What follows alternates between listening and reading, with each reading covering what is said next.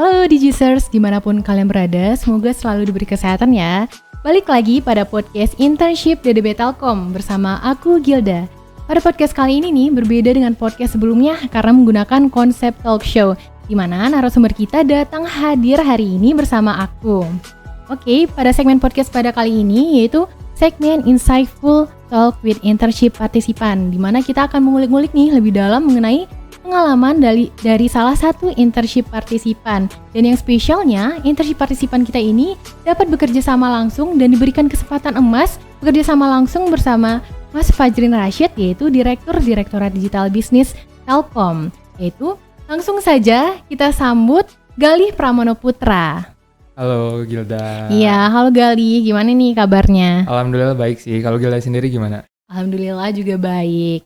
Oke, makasih ya Galih udah nyempetin waktunya nih datang di podcast kita sharing-sharing, dan tentunya kita juga tetap menerapkan protokol kesehatan, tetap menjaga jarak dan menggunakan hand sanitizer. Oke. Boleh nih Galih, tak kenal maka tak sayang. Boleh nih Galih perkenalan singkatnya terlebih dahulu. Oke, semuanya halo. Perkenalkan, nama aku Galih Pramono Putra, asal dari Bandung, Universitas Telkom, angkatan 2016, jurusan S1 MBTI, dan aku tuh internship partisipan Match Up Oktober 2020, dan baru graduate hari ini tanggal 1 April 2021. Job role-nya data scientist, gabung ke dalam unit General Affair, dan masuk ke dalam tim Sekdit DB gitu.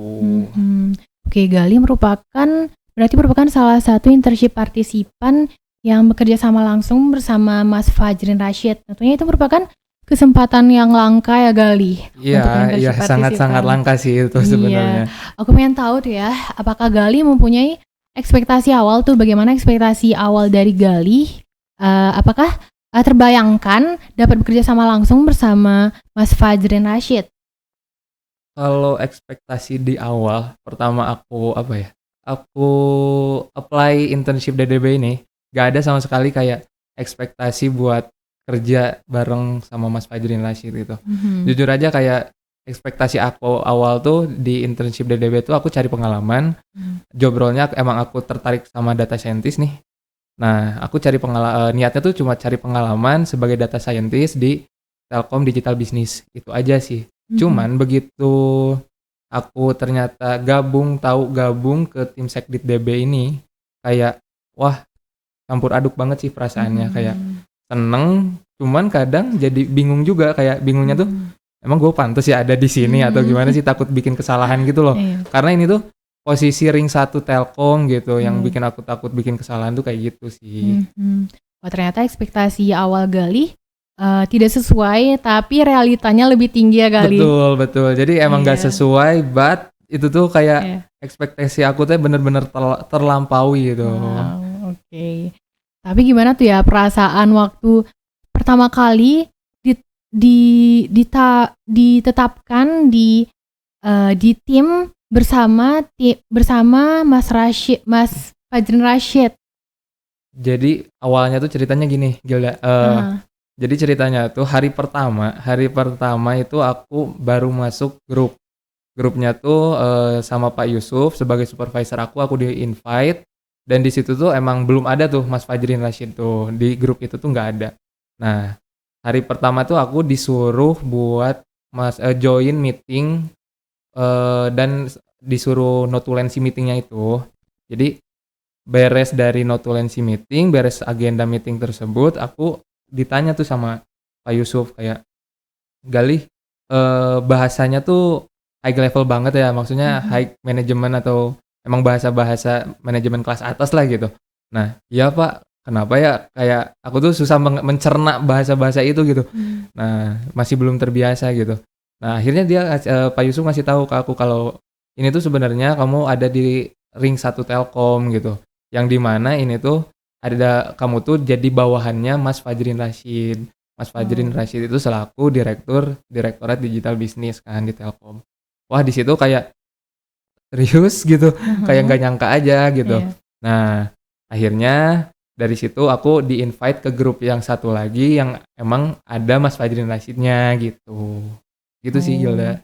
oke. Berarti itu role kamu tadi data scientist ya? Tapi dari job yang kamu ceritain tadi aku lebih ke sekretariat ya Galih, job kamu?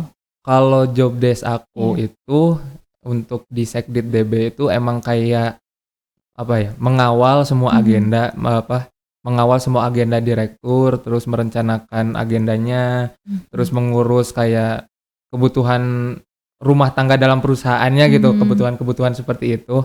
Dan kayak misalkan yang paling aku, apa ya, yang paling sering aku kerjakan tuh kayak support materi paparannya Mas Fajrin. Oke. Semisal nanti Mas Fajrin lusa ada kegiatan, ngisi acara webinar ataupun jadi pembicara gitu. Mhm. Nah, di situ aku membantu mensupport tim Sekdit DB ini buat menyiapkan materinya gitu loh. Oke, berarti Mhm. kamu membantu juga untuk mempersiapkan materi untuk Mas Fajrin Rashid? Iya, betul. Wow, dan aku pengen tahu sih materi yang kamu siapkan itu emang dari Mas Fajrin Rashidnya atau kamu juga ngeriset tuh atau kamu cari lebih dalam Mhm. sendiri? Nah, jadi gini, alurnya tuh misalkan Mas Fajrin itu ada agenda sebagai pembicara di webinar A gitu ya, Mhm. waktunya tuh 1 minggu ke depan dia bakal ngisi acara tersebut. Nah, jadi di situ tuh ada kayak tornya Mhm. dikirim ke tim Sekdit. Nah, nanti, tim Sekdit sendiri bakal, khususnya sih, Mas Karim namanya, Mas Karim itu bakal kayak mempersiapkan gitu, karena itu tugas dia mempersiapkan materinya. Nah, aku tuh membantu tugas Mas Karim untuk mempersiapkan, kebutuhan materinya. Mhm. Nah, jadi dari situ dibuatkan kalau semisal belum ada materi dengan yang topik yang akan dibawakan, Mhm. maka, harus di-riset dulu tuh, harus Mhm. dicari dari internet lah, dari jurnal lah, dari buku lah. Nah, Oke. jadi materi yang dibuat itu harus berdasarkan sumber-sumber yang bisa dipercaya gitu, yang kredibel lah. Oke, berarti Gali sendiri juga ngeriset dari jurnal maupun buku. Tentunya Gali juga banyak ya ini bacaan buku dan jurnalnya. Lumayan banyak. Wow.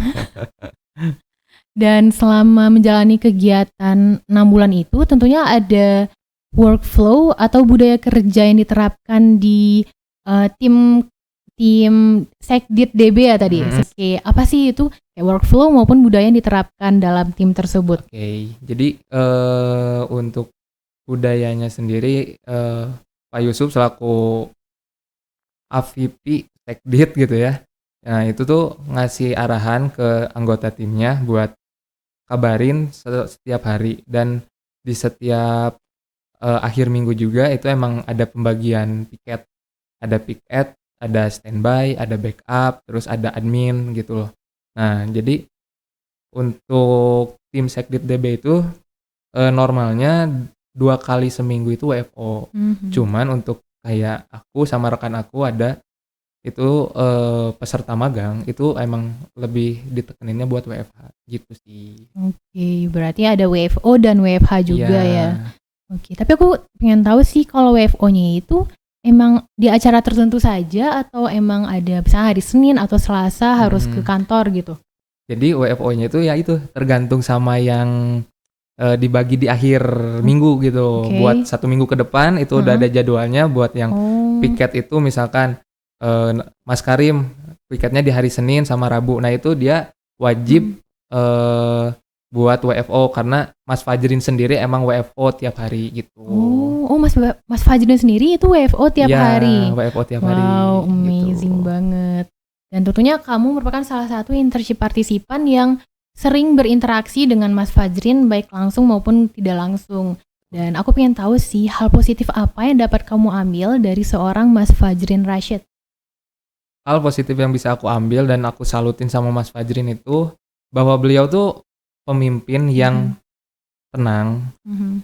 tapi, yang tenang dan dia tuh memikirkan segala langkahnya tuh secara matang. Jadi, buat mengambil keputusan, buat dia memimpin perusahaan itu harus berdasarkan keadaan atau data-data yang ada sekarang gitu. Oke. Jadi dia mengambil strategi atau keputusan itu akan lebih akurat gitu untuk pemecahan Mhm. masalah ke depannya gitu. Oke. Berarti itu Mas Fajrin itu sosok yang tenang tapi pasti Pasti, gitu ya, ya, sesuai data gitu semuanya ya. ya.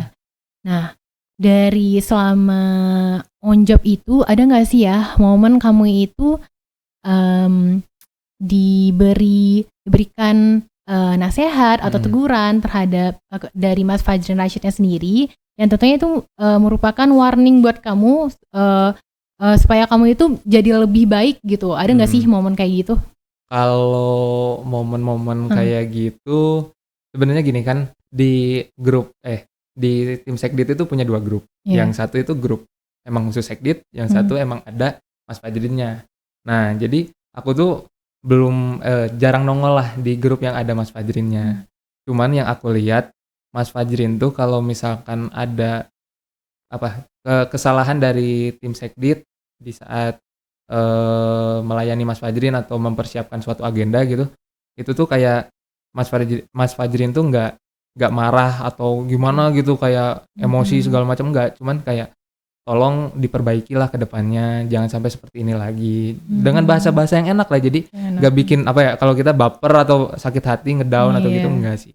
Oke, berarti Gitu. Mas Fajrin itu orangnya kayak yang aku pikir ya, Hmm. kayak pemimpin, direktur Mm-mm. itu kayak konotasinya kayak lebih kita tuh kayak takut salah dan Ya. suasananya lebih tegang, lebih serem. Berarti Mas Fajrin itu Mas tidak sesuai Fajrin tuh konotasi. nggak bener-bener friendly banget, Oke. baik parah gitu loh. Oke. Nah, yang aku tahu kamu udah selesai ya on job-nya 6 bulan. Udah. Nah, dari 6 bulan on job itu manfaat apa sih yang dapat kamu ambil untuk ke jenjang selanjutnya atau kamu untuk dunia kerja kamu selanjutnya? Kalau dari on job-nya sendiri, aku bisa ngambil, jadiin pelajaran, bakal banyak bekal gimana sih memimpin suatu perusahaan BUMN gitu. Untuk dalam transformasi digital di era digital ini, yang emang sekarang digital itu kan sedang diakselerasi sama kondisi pandemi ini kan. Nah, gimana sih cara cepatnya buat bertransformasi, membawa suatu organisasi beradaptasi dengan kondisi yang baru. Oke. Nah, itu karena aku sendiri emang dari pribadi kayak selalu tertarik dari kuliah buat bikin suatu startup. Nah, jadi aku bisa belajar banyak dari beliau, gimana sih caranya, apa sih tipsnya, apa sih yang poinnya digital talent tuh harus kayak gimana, kayak gitu-gitunya aku bisa dapat banyak bekal sih gitu. Oke, tapi aku pengen tahu sih tipsnya apa aja ya? Tipsnya sebenarnya data driven tuh, harus based on data semuanya.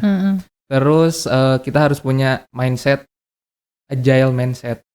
Terus kita harus bisa beradaptasi, terus kita juga harus inovatif. Inovatif tuh bisa dibilang kalau kata Mas Fajrin teh kultur di era digital gitu. Oke. Setelah begitu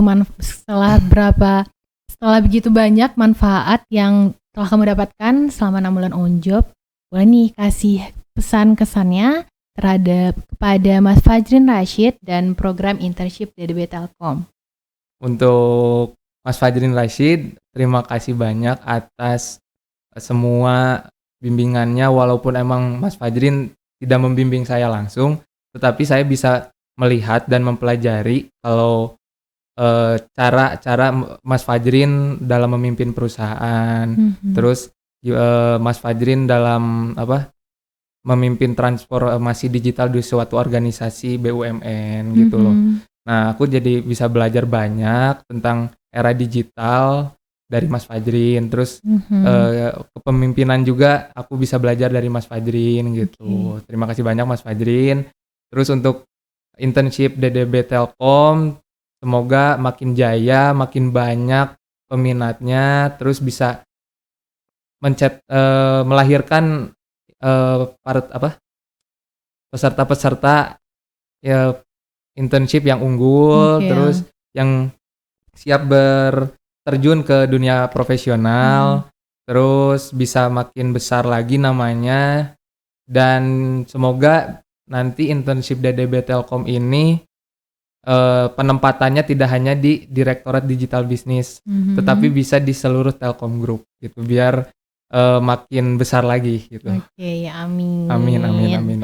Oke, terima kasih pada Gali udah nyampein nih kesan-pesannya untuk Mas Fajrin Rashid dan untuk program internship DDB Telkom, dan sukses juga untuk kamu ya Gali untuk meniti karir kedepannya. Ya, Oke, amin. Oke, untuk Digicers jangan lupa juga untuk nonton, untuk saksikan podcast konten podcast selanjutnya pada akun YouTube dan akun Spotify kita. Dan jangan lupa juga untuk follow Instagram kita yaitu @internshipddbtelkom. Terima kasih ya Gali udah nyempatin waktunya. Ya. Oke, saya Gilda pamit undur diri. Bye.